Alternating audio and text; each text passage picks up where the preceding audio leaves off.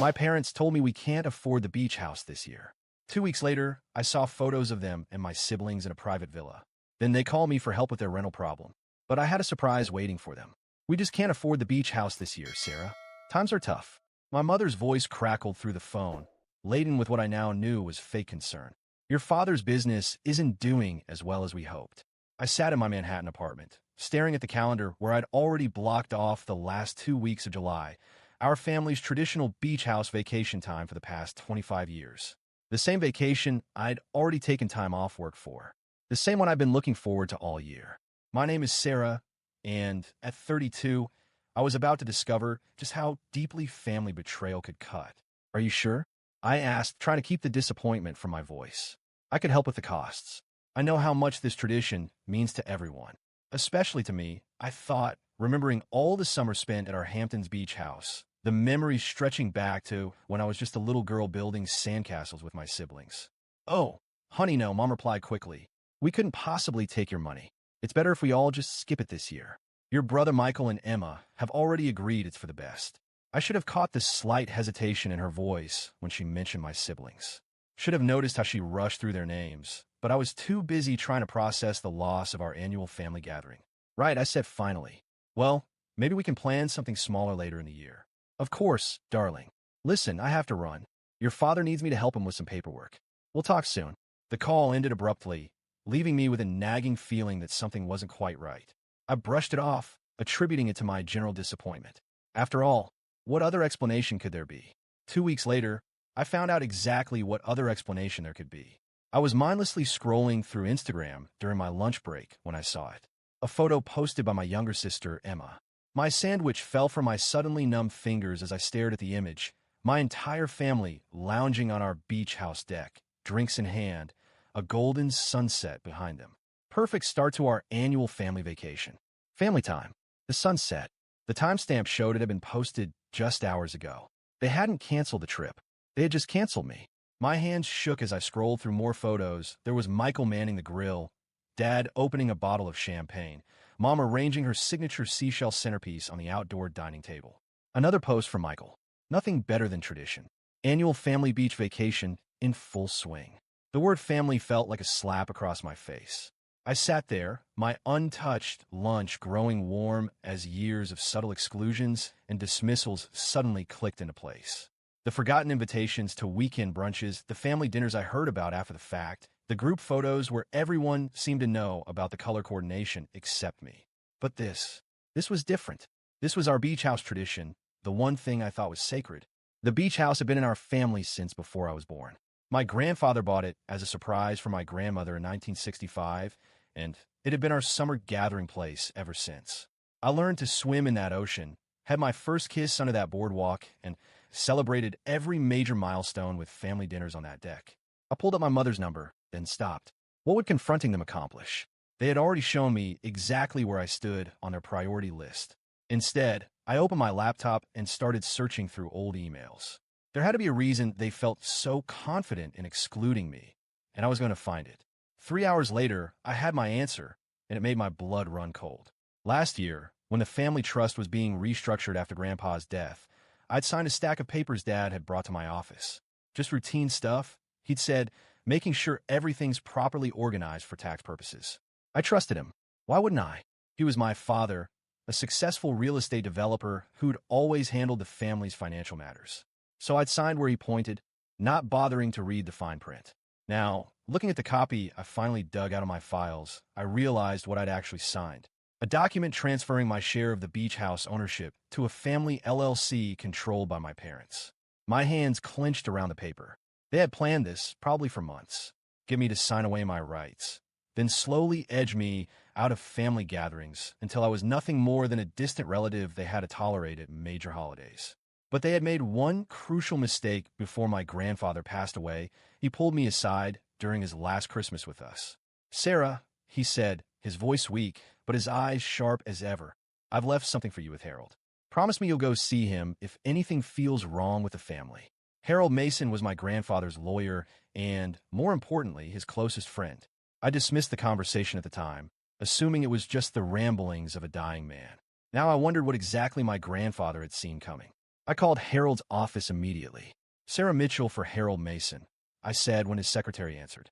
Tell him it's about my grandfather's final instructions. Minutes later, Harold's familiar gravelly voice came through the line. Sarah, I've been wondering when you call. Your grandfather was a smart man. He knew exactly how things would play out once he was gone. Can you come to my office tomorrow at 9 a.m.? I glanced at my calendar, already reaching for my laptop to clear my schedule. I'll be there. That night, I barely slept. My phone kept buzzing with more family photos from the beach house. Sunset walks, seafood dinners, game nights. Each notification felt like another twist of the knife. I turned my phone face down, but I couldn't turn off my thoughts quite so easily. The next morning, I arrived at Harold's office precisely at 9 a.m. The office looked exactly as I remembered from childhood visits with my grandfather. Dark wood paneling, leather-bound law books lining the walls, and that same familiar scent of coffee and old paper.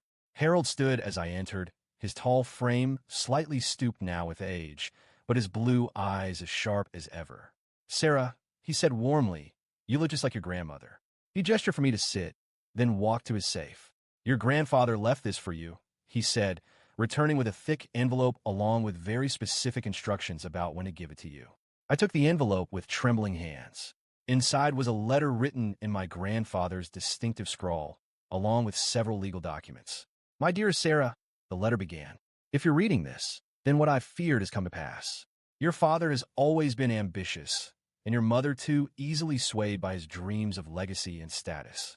I watched them slowly put aside anyone who doesn't fit their perfect family image, just as they did with your Aunt Claire years ago. I remembered Aunt Claire vaguely, Mom's sister who had chosen to distance herself from the family when I was young. I'd always accepted the family's version of events, that Claire had abandoned us. Now I wondered if there was another side to that story. But I've made provisions, the letter continued. The beach house isn't just a property. It's the heart of our family's memories. While your father may think he's cleverly consolidated control, he's overlooked something important. Check the original deed from 1965. Harold handed me another document, the original property deed. As I read through it, my eyes widened. The beach house property, Harold explained, includes not just the house, but also the private road leading to it and the small boat dock. Your grandfather never merged these parcels when he bought them. And while your father may have maneuvered to get control of the house itself, the road and dock are still under the original trust. I finished understanding dawning. A trust that, according to these papers, now belongs to me. Harold smiled. Exactly. Without access to the private road, the beach house is essentially landlocked. The public access road is 2 miles down the coast, and the neighboring properties have repeatedly blocked any attempts to create a new access point. I sat back, my mind racing. So they need my permission just to reach the house. Indeed, Harold said, your grandfather believed that sometimes people need to be reminded of the importance of family. All family members, not just the convenient ones. As if on cue, my phone buzzed with another Instagram notification. Emma had posted another perfect day in paradise. Family forever. I looked at Harold, a plan already forming in my mind. I think it's time for my family to learn a lesson about the true meaning of family now. I spent the rest of the morning with Harold, reviewing my options and forming a strategy. By the time I left his office, I had everything I needed to remind my family that actions have consequences. That evening, as I sat in my apartment looking through old beach house photos, my phone rang. It was my mother. Sarah, honey, she said, her voice tense. We seem to have a situation here at the beach house. I smiled, knowing exactly what was coming. Oh, what kind of situation? Well, the strangest thing. There's apparently some issue with the access road, some sort of permit problem. We can't get our cars out of the driveway. I could hear voices in the background, Dad arguing with someone. Emma's distinctive whine, Michael's attempts to problem solve. That's terrible, I said, keeping my voice neutral. Almost as terrible as discovering my family went on vacation without me after lying about canceling it. Silence on the other end. Then you know about that. Instagram is a very public platform, Mom. But don't worry. I'm sure you'll figure something out. After all, you've got the whole family there to help. Well, almost the whole family. Sarah, wait. I hung up and turned off my phone. They had 2 weeks of vacation planned at the beach house. 2 weeks to contemplate their choices while dealing with their increasingly limited access options. Sometimes I thought, looking at my grandfather's letter again, the best lessons come from unexpected teachers. And this lesson was just beginning. The call started at 6 a.m. the next morning. First, Dad. Sarah, this is ridiculous. You need to fix whatever you've done with the access road. We have dinner reservations at La Mer tonight. Then Mom, honey, I know you're upset, but this isn't the way to handle things. We were just trying to have a quiet family vacation. Michael, sis, come on. You're being petty. So we have one vacation without you. It's not the end of the world, Emma. You're ruining everything. My Instagram followers were expecting daily beach content. I let them all go to voicemail, each message more desperate than the last. Instead of responding, I spent the morning with Harold, reviewing the next phase of our plan. Your father's trying to find a workaround, Harold said, hanging up his phone. He's already contacted 3 different lawyers looking for loopholes. I nodded, unsurprised, and they've all told him the same thing. The road access is ironclad. Your grandfather made sure of that. Harold smiled, shuffling through some papers. But that's not even the best part. He handed me a document that made my eyebrows rise. The doc. Your family's fancy boats aren't going anywhere without your permission. And according to the harbor master, they've got quite the lineup of water activities planned for the next 2 weeks. I thought about all the summers I'd spent on those boats. Learning to sail with my grandfather, watching sunsets with my siblings. More memories they tried to steal. Have they figured it out yet? I asked. That I'm behind this? Your father suspects. He called me this morning, trying to throw his weight around. I reminded him that I represent your interests now, not his. My phone buzzed again. Another family group chat message I wasn't supposed to be part of, but could still see, thanks to Michael's technical ineptitude. Mom, the harbor master says we can't take the boats out. Something about dock access. Dad, this is Sarah's doing. Has to be Emma. How could she do this to us? My influencer cruise is scheduled for tomorrow, Michael. Dad, can't you just buy access rights or something? Dad, working on it. Don't worry. I'll handle this. I showed Harold the messages. He always says that I'll handle this. It's his way of maintaining control.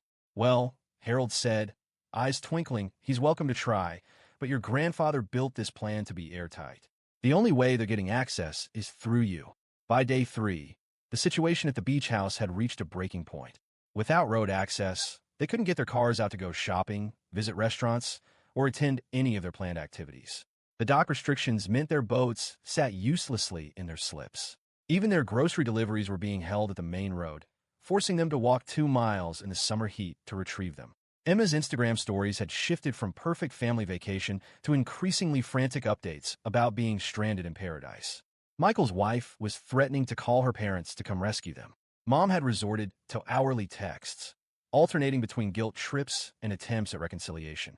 But it was Dad's email that finally made me decide to make my move.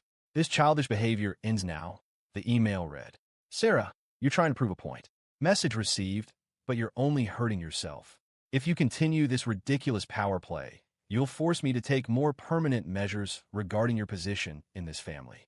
You have until tomorrow to restore access. Dad, I forwarded the email to Harold, then picked up my phone. Mom, we need to talk, all of us in person.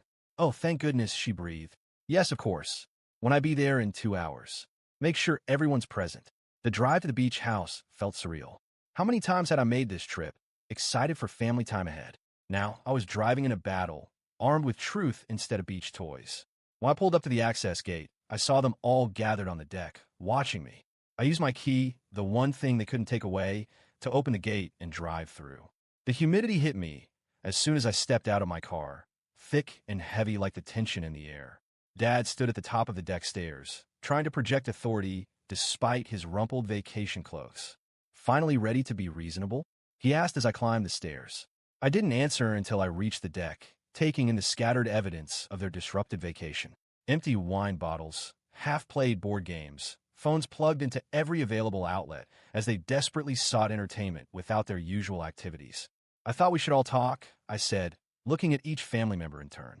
About truth, about family, about what those words really mean. If this is about not including you in the vacation Mom started, this is about so much more than that. I cut her off. This is about years of systematic exclusion, about lying to me, manipulating me, trying to strip away my inheritance piece by piece. I pulled out the document I'd signed last year. Like this, Dad. Want to explain what this really was? He shifted uncomfortably. It was necessary. Restructuring. It was theft, I said flatly.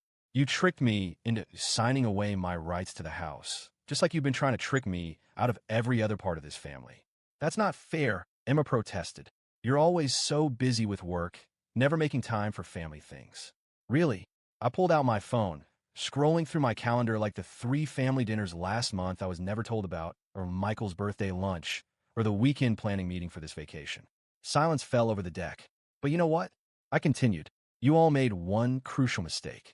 You forgot about Grandpa's foresight, about the trust he left me, about the fact that this house is worthless without the access he made sure I controlled. I saw the moment it hit them, really hit them, that they weren't in control anymore. Dad's face flushed red. Mom's hands twisted in her lap. Emma's eyes filled with tears. And Michael just looked tired. So here's what's going to happen, I said, pulling out the papers Harold had prepared. We're going to restructure things properly this time. Equal access, equal rights, equal say in all family properties. No more secret meetings. No more manipulated documents. No more exclusive vacations. And if we refuse? Dad challenged. I smiled, thinking of my grandfather. Then I hope you all enjoy walking 2 miles for your groceries. The road access restrictions can last indefinitely. The negotiations took hours. By the time we finished, the sun was setting over the ocean, painting the sky in shades of pink and gold, just like I remembered from countless family dinners on this very deck. But this sunset felt different. This sunset marked a new chapter, one where I wasn't just included in the family, but it helped reshape it into something stronger, more honest, more real. As I drove home that evening, my phone buzzed with a new Instagram notification. Emma had posted a photo of all of us together on the deck, looking somewhat worse for wear but genuinely smiling. The caption read, "Learning what family really means. Blessed new beginnings." This time, I didn't turn my phone face down. Instead, I liked the post and added a comment, "Here's to new traditions." I watched as my family processed my words, their faces shifting between shock, anger, and denial. The silence stretched between us, thick and heavy, broken only by the distant sound of waves crashing against the shore. My father's fists clenched at his sides, his jaw tight with barely restrained fury. My mother stared at the table, pretending to be fascinated by an invisible stain on the linen. Michael had his arms crossed, his expression unreadable, and Emma's eyes were glossy, her lips pressed into a pout, like a child on the verge of a tantrum. "So this is what you wanted?" My father finally spoke, his voice a dangerous growl. "You came here to humiliate us? To make us beg?" I didn't flinch. "No, I came here to make sure you never try to erase me from this family again. You all made it very clear that I wasn't wanted.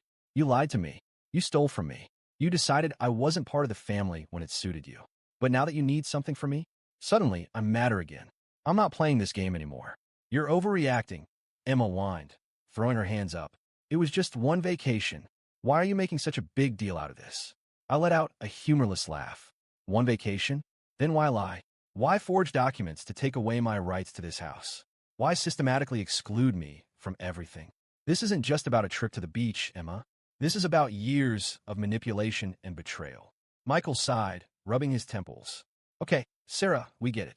You caught us. We screwed up. But what do you want? Do you want Mom and Dad to get on their knees and apologize? Do you want to keep us locked out of the house forever? What's the end game here?" I held his gaze. "I want you to understand what it feels like to be left out, to be treated like an afterthought, to be discarded until it's convenient to remember I exist. I want you to sit in this house, trapped by your own actions, and realize that actions have consequences." My mother, who had been quiet until now, finally spoke, her voice shaking. "Sarah, honey, we never meant to hurt you. It was a mistake." I scoffed. "A mistake? A mistake is forgetting to invite me to brunch. A mistake is mixing up a date. But tricking me into signing away my rights? Lying about canceling the trip while you all went ahead without me? That wasn't a mistake, Mom. That was a plan." My father slammed his fist down on the table, making everyone jump. "Enough. You don't get to walk in here and hold us hostage like this. You think you can blackmail us into doing what you want?" I didn't even blink. Instead, I reached into my bag and pulled out the documents Harold had prepared, laying them on the table. "Then sign this." He grabbed the papers and skimmed through them, his face darkening as he realized what they were. "You want to restructure the ownership? Give equal access to everyone? I want to undo what you did. You manipulated me, stole from me, and thought I'd never find out. Now we're fixing this the right way. No more backroom deals. No more exclusion. No more lying." He tossed the papers onto the table with a sneer. "And what if we refuse?" I shrugged. "Then I hope you enjoy your long walks to get groceries. The road restrictions aren't going anywhere."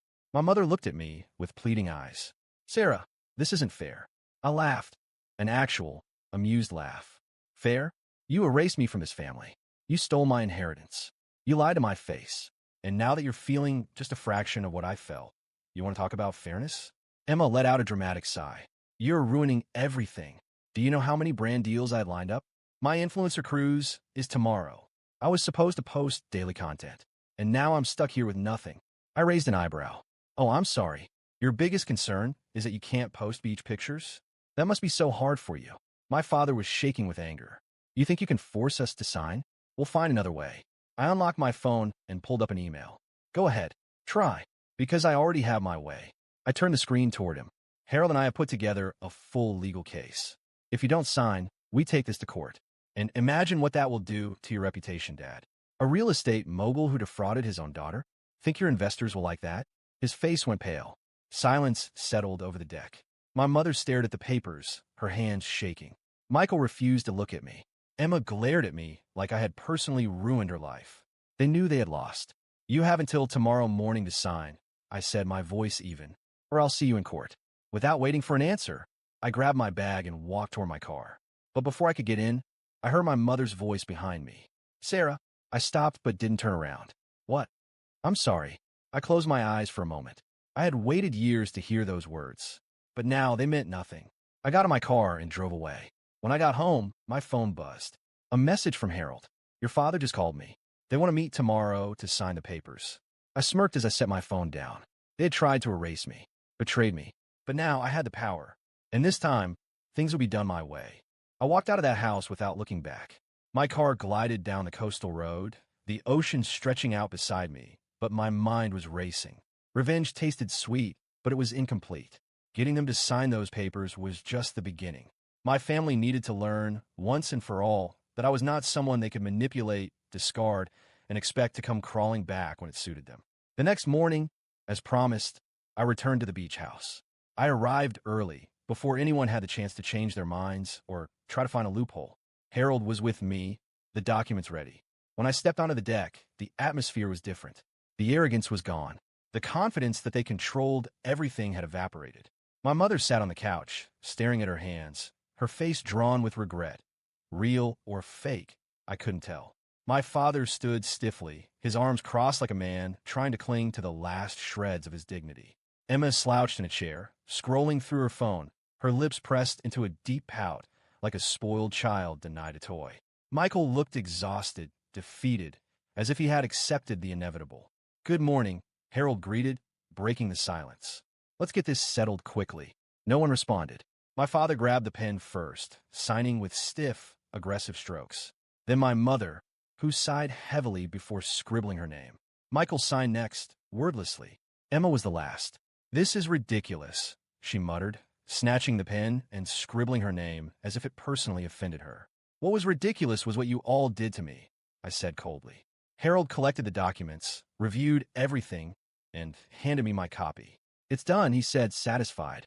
The weight of the paper in my hands was more than just legal ownership. It was the weight of years of exclusion, of lies, of betrayal. And now, everything was balanced again. But I wasn't finished. Now that everything is official, I began sliding the papers into my bag. I need to make something very clear. My father exhaled sharply. What else do you want, Sarah? You already won. I arched an eyebrow. Won? No. This was just leveling the playing field. But you all need to understand something. I will never allow you to treat me that way again. Silence. I know exactly who you all are, I continued. You only see me as a tool, something to be used when convenient. I spent years thinking that if I worked harder, if I was always present, if I did everything right, maybe one day you'd see me as part of this family. But now I understand that it was never in my control. My mother wrung her hands in her lap, visibly uncomfortable. Sarah, no, I cut her off. Now you listen. For the first time, you're not in control. I am. And here's what's going to happen. I don't need any of you anymore. Emma scoffed. If you don't need us, why go through all of this? I stepped closer to her, meeting her gaze. Because you all needed to learn that you can't erase me and then expect me to be here when it's convenient. She swallowed hard. The access to the house is restored to all of us, but I made sure that none of you can ever alter it again without my approval. Any attempt to screw me over again will be met with legal action. No second chances. My father let out a bitter laugh. You're acting like we're criminals. I smiled. You falsified documents to remove me from my own property. I could have pressed charges, but I decided to do something worse. His brow furrowed. What did you do? I took out my phone and calmly scrolled to an email. Let's just say, some people were very interested in learning about how you conduct your business. Funny how investors tend to lose confidence when they find out a businessman forged documents to cheat his own daughter. The silence that followed was deafening. My father's face went pale. He swallowed. What did you do? I sent the documents to some of your key contacts, I said casually. Harold ensured everything was explained in detail. You can try to spin it, of course. But tell me, who's going to trust you now? My mother gasped, covering her mouth with her hands. Sarah, you've destroyed your father. No, Mom. He destroyed himself. I just made sure he felt what it's like to be deceived. Emma shot up from her seat, her eyes wide. And me? What did you do to me? I smirked. Oh, Emma, you didn't know contracts are legally binding, right? Your influencer cruise. I revoked your authorization to use any part of the family estate for business purposes. Your partnerships? Hanging by a thread, because no brand wants to work with someone who can't deliver what they promised. The horror on her face was priceless. You're joking. Nope. But don't worry. I'm sure your followers will love to hear about how you helped deceive your own sister. Michael exhaled, rubbing his temples. So that's it? You want to ruin us? No, Michael. I stared at him. I just want you to feel, even for a second, what I felt. You'll all survive. You'll all move on. But from this day forward, I am not your backup plan. I'm not someone you get to erase and expect to return with open arms. They all sat in silence. You have the house back. But this family? It's done. I grabbed my bag and walked toward the door. Sarah, my mother called one last time. Can't we fix this? I turned and looked at her. No. And I left. That night, when I got home, my phone was flooded with notifications. A formal statement announced that my father was under investigation for financial fraud. Emma had posted a tearful story on Instagram, ranting about how people are cruel in trying to ruin her life. And Michael, well, Michael had gone completely silent. And me? I sat on my apartment balcony, a glass of wine in my hand, watching the city lights. For the first time in years, I felt nothing but peace. They had erased me from the family, but I refused to disappear. And now, they knew exactly what happens when they try to play games with me.